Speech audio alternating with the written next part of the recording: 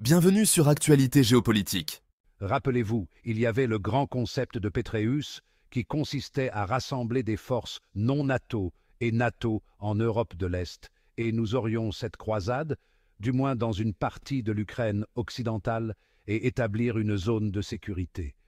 Eh bien, cela a rapidement disparu car les Européens ont dit que vous aviez perdu la tête. Cela ne va pas se produire, ce n'est pas le moment.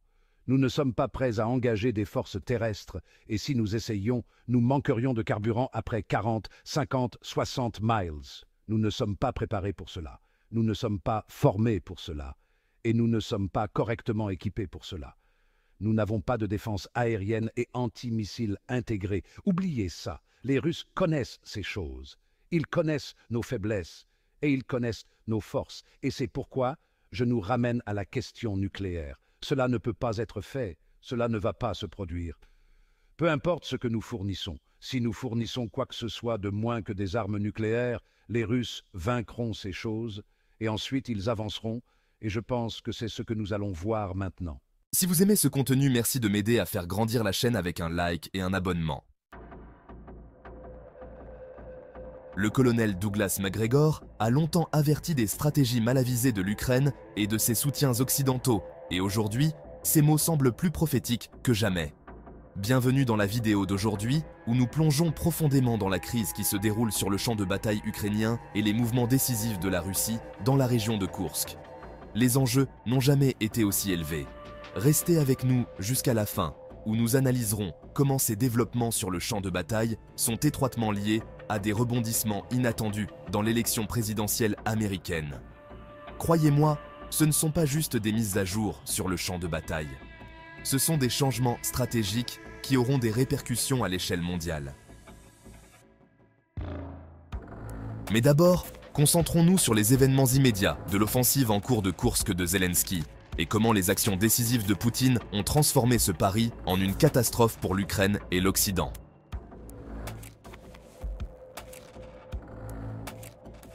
Comme le colonel Douglas Macgregor l'a souvent souligné, les erreurs tactiques de Zelensky n'ont fait que renforcer la main de Poutine. Ce qui était censé être un tournant critique pour l'Ukraine, le président Zelensky s'est retrouvé dramatiquement surpassé par Vladimir Poutine sur les fronts de Koursk et de Pokrovsk. Ce qui semblait initialement être un mouvement audacieux de l'Ukraine pour obtenir un avantage stratégique avant les élections américaines s'est transformé en une catastrophe. Les véhicules blindés de l'Ukraine, fournis généreusement par l'Occident, jonchent désormais le champ de bataille de Koursk, réduits à rien d'autre que des épaves fumantes grâce aux contre-attaques russes implacables. Les forces ukrainiennes ont été piégées à Obukovka et Kornevo, gaspillant des ressources précieuses que Zelensky peut à peine se permettre de perdre à ce moment critique. Ces unités étaient censées être les éléments constitutifs d'une poussée décisive ukrainienne. Au lieu de cela, elles sont devenues des symboles de l'échec de Zelensky. Kornevo a été un désastre particulier, où les forces ukrainiennes ont saigné leurs effectifs, leur équipement et leurs ressources. Comme si cela ne suffisait pas, Forbes a rapporté que dans les dernières 24 heures, les troupes ukrainiennes ont été complètement immobilisées à Glushkovo, grâce à des champs de mines russes bien placés et à des frappes d'artillerie dévastatrices. L'idée que cette zone était un point faible des défenses russes semble désormais risible. L'échec de l'Ukraine ici expose non seulement leurs erreurs militaires, mais montre aussi à quel point ils sont mal préparés pour la longue guerre, à laquelle Poutine est clairement prêt. Mais la tragédie ne s'arrête pas là. Déplaçons notre attention vers Pokrovsk, où la situation est tout aussi sombre pour l'Ukraine. Le colonel Douglas Macgregor a constamment souligné l'importance de comprendre la stratégie militaire russe, un point que l'Ukraine semble avoir négligé. Sur le front de Pokrovsk, la Russie a réalisé des avancées encore plus significatives. Les forces russes ont réussi à capturer Dolinivka, avançant rapidement vers Grodovka. Ce ne sont pas de petites conquêtes, ce sont des coups majeurs pour les lignes défensives ukrainiennes. Mais il ne s'agit pas seulement de prendre du territoire. La Russie a stratégiquement démantelé l'infrastructure ukrainienne, détruisant un pont clé qui reliait autrefois Pokrovsk à Marvarod. Ce n'est pas le premier pont que la Russie a détruit dans ce conflit. Leur capacité à couper systématiquement les lignes d'approvisionnement de l'Ukraine n'est pas un accident. En fait, rien qu'au cours des 30 derniers jours, les forces russes ont détruit plusieurs ponts, tous critiques pour la logistique militaire ukrainienne. Chaque jour qui passe sans contrôle ukrainien, ces connexions vitales approfondissent leur isolement, empêchant les fournitures, les renforts et les évacuations médicales d'atteindre le front. Les analystes prédisent maintenant qu'avec les forces russes se dirigeant vers Pokrovsk, la ville est susceptible de tomber dans les semaines à venir, peut-être même dans les jours à venir si l'élan se poursuit.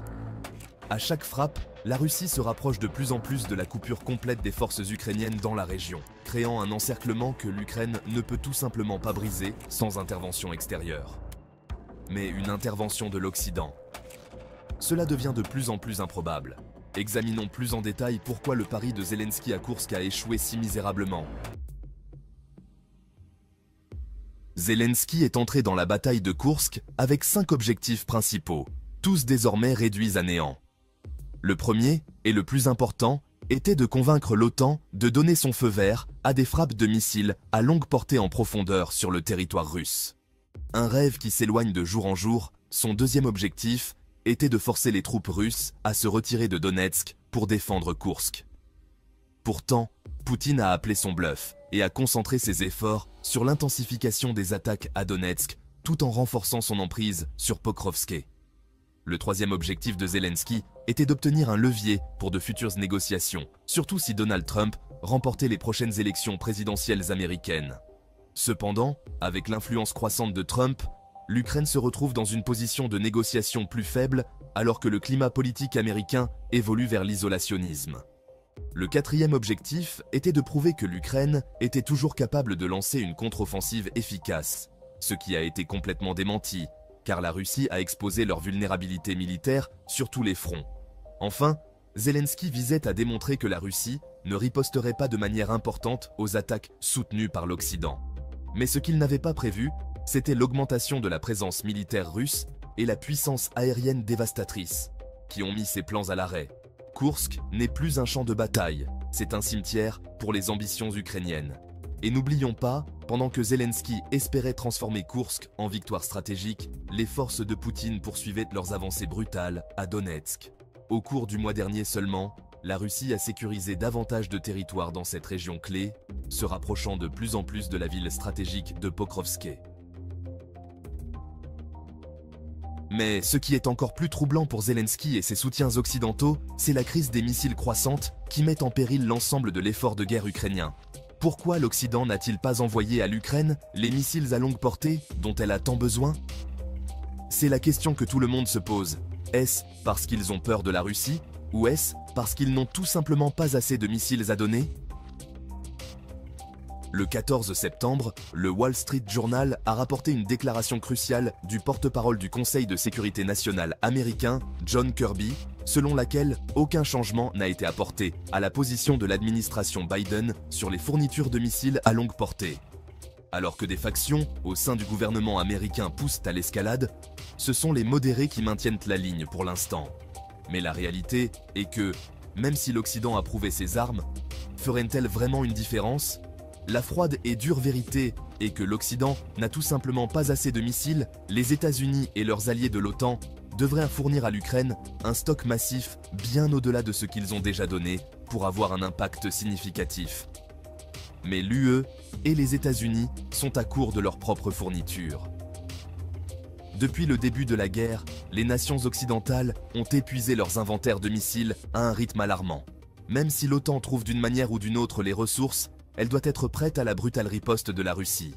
Et soyons clairs, Poutine ne bluffe pas.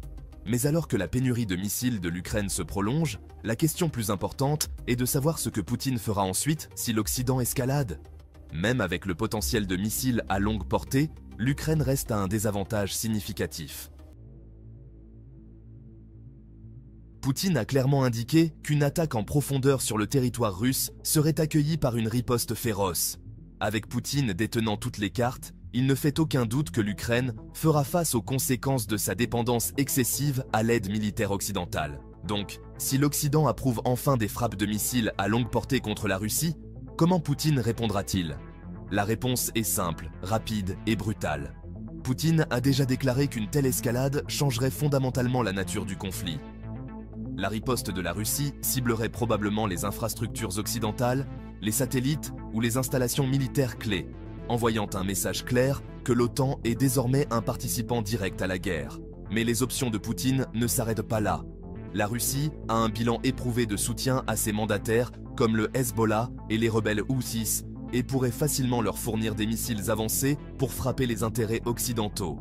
Moscou pourrait également cibler les satellites occidentaux, essentiels pour coordonner les défenses de l'OTAN et les opérations offensives de l'Ukraine.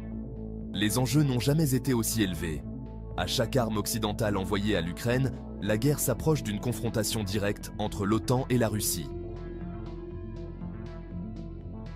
Et pourtant, pendant que l'Occident débat de son prochain mouvement, l'Ukraine elle-même s'enfonce de plus en plus dans un état de chaos et d'effondrement. Le colonel Douglas Macgregor a souvent noté que la stratégie actuelle de l'Ukraine est vouée à l'échec et les événements qui se déroulent maintenant semblent confirmer ces avertissements. La dure réalité est que la position de l'Ukraine devient intenable. Malgré le fait d'être le deuxième plus grand pays d'Europe, l'Ukraine est systématiquement démantelée par la puissance de feu supérieure de la Russie. Les drones et les missiles russes ravagent l'infrastructure ukrainienne à un rythme sans précédent. Au cours du dernier mois seulement, les forces russes ont lancé plus de 700 frappes de drones, déstabilisant encore davantage l'état déjà fragile de l'Ukraine. Chaque jour qui passe, l'Ukraine risque de devenir un État failli, incapable de se reconstruire ou de former de futures alliances. Les nations occidentales qui ont autrefois soutenu l'Ukraine sont désormais hésitantes, regardant alors que leur aide se transforme en cendres sur le champ de bataille. Le gouvernement de Zelensky, piégé dans les ambitions des groupes d'intérêt internationaux, refuse de considérer des négociations. Et le peuple ukrainien? Ce sont eux qui paieront le prix. À l'approche des élections présidentielles américaines, il devient de plus en plus clair que le destin de l'Ukraine ne repose pas entre les mains de Kiev, mais dans les décisions prises à Washington. Comme l'a prédit le colonel Douglas Macgregor, le pari de l'Ukraine à Koursk s'est terminé en désastre, et l'hésitation de l'Occident concernant les fournitures de missiles a laissé le pays dans une position encore plus précaire. En résumé, aujourd'hui nous avons examiné comment la stratégie ambitieuse de Zelensky à Koursk a échoué de manière spectaculaire et comment la décision occidentale concernant les fournitures de missiles a laissé l'Ukraine au bord de l'effondrement. Alors que les élections américaines approchent, l'avenir de l'Ukraine devient de plus en plus incertain. Merci d'avoir regardé. N'oubliez pas de liker, commenter et vous abonner pour plus d'analyses approfondies sur ce conflit en constante évolution. Nous vous retrouverons dans la prochaine vidéo. Prenez soin de vous.